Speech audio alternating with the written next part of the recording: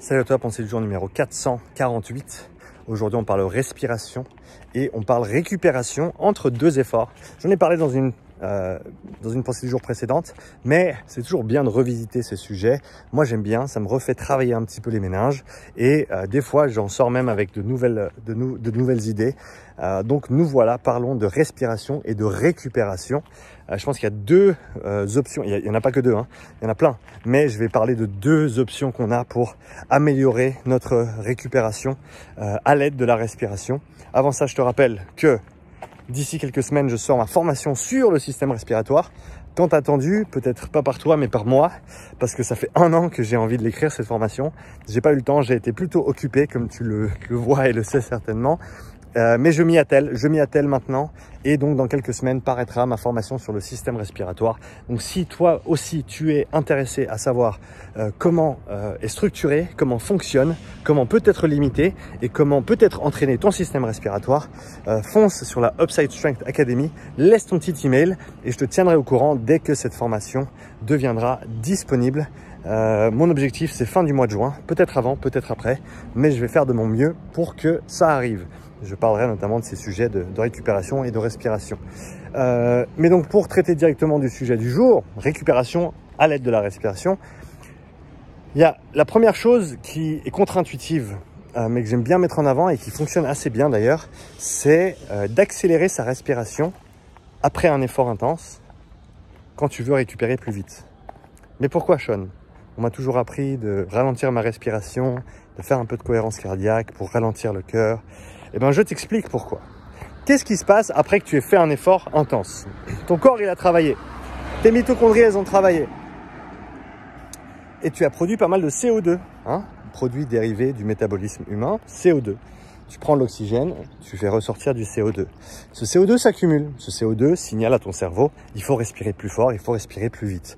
Donc, tu respires plus vite. Et quand est-ce que ta respiration va pouvoir retomber plus bas? Eh ben, elle va pouvoir le faire une fois que tes niveaux de CO2 sont redescendus. Et comment est-ce que tu peux faire pour accélérer la redescente de ces niveaux de CO2? Eh ben, tu l'as deviné, accélérer ta respiration.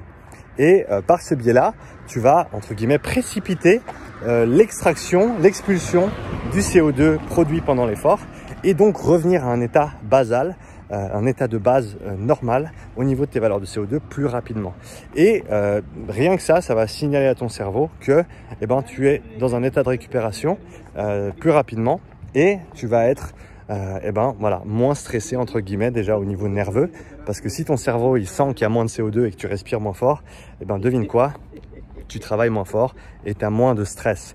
On sait que la fréquence respiratoire est hautement couplée à la perception de l'effort. Qu'est-ce que ça veut dire? Plus tu respires fréquemment ou vite et plus ton cerveau a l'impression que tu travailles dur. Donc ça, c'est quelque chose à prendre en considération.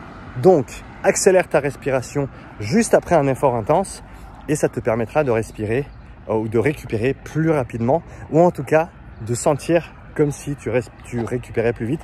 Et en général, le résultat, c'est que ton cœur va tomber un petit peu plus rapidement aussi que si tu ralentissais ta respiration. Donc c'est contre-intuitif, mais je t'invite à l'essayer. C'est très très intéressant.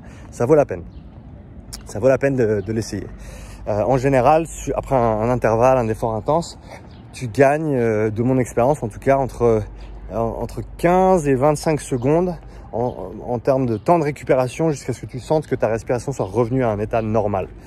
Ou pas normal parce que ça va durer un moment, mais voilà, plus bas que ce que tu étais pendant ton intervalle, qui te permet de mieux récupérer, d'être plus tranquille et de te préparer pour l'intervalle suivant par exemple. Une deuxième chose que tu peux faire post-entraînement, et donc ça c'est pour la récupération aussi, mais pas nécessairement pendant, entre deux intervalles, plutôt en fin de séance, c'est te coucher sur le dos. Te coucher sur le dos et chercher à respirer le plus lentement possible. Te forcer à respirer lentement, pas nécessairement à faire des longues rétentions en apnée, mais simplement ralentis ta respiration au maximum. Qu'est-ce qui va se passer quand tu fais ça? Comme on l'a vu tout à l'heure, tu produis une certaine quantité de CO2, même au repos. Et donc, si tu te forces à respirer moins que ce que tu respirerais normalement au repos, tes niveaux de CO2 vont tu l'auras deviné, s'accumuler. Ils vont s'accumuler progressivement. Mais tu ne vas pas subvenir à the urge, je ne sais pas comment on dit ça en français, le besoin, tu ne vas pas subvenir à ce besoin de respirer, tu vas le résister et tu vas hypoventiler, donc ventiler moins d'air que ce que tu ferais normalement et donc accumuler un peu plus de CO2. Et pourquoi c'est intéressant d'avoir plus de CO2 dans le système? Parce que ça aide à notamment la vasodilatation. Et en vasodilatant tes vaisseaux, donc en ouvrant les vannes, si on veut parler simplement, tu vas pouvoir apporter plus de sang, plus d'oxygène à tes muscles qui ont besoin de cet oxygène pour récupérer de leur effort intense qu'ils ont produit durant ton entraînement. Donc, je pense que c'est deux méthodes intéressantes. C'est pas les seules, il y en a plein d'autres, mais c'est les deux dont je voulais parler aujourd'hui, qui te permettent d'optimiser un petit peu ta récupération à l'aide de la respiration. Nous voilà à la fin de cette pensée du jour. Laisse-moi un commentaire si tu as apprécié cette vidéo. Comme toujours, un plaisir de te lire. J'ai d'ailleurs tout à l'heure fini de répondre à tous les commentaires auxquels je n'avais pas encore répondu sur la chaîne. Donc sache que je répondrai à ton commentaire quoi qu'il arrive. En tout cas, pour l'instant, j'arrive encore à répondre à tous les commentaires. Même si c'est juste un petit merci, je te réponds. Donc hâte de te lire. Merci pour ton soutien et à bientôt pour une nouvelle pensée du jour.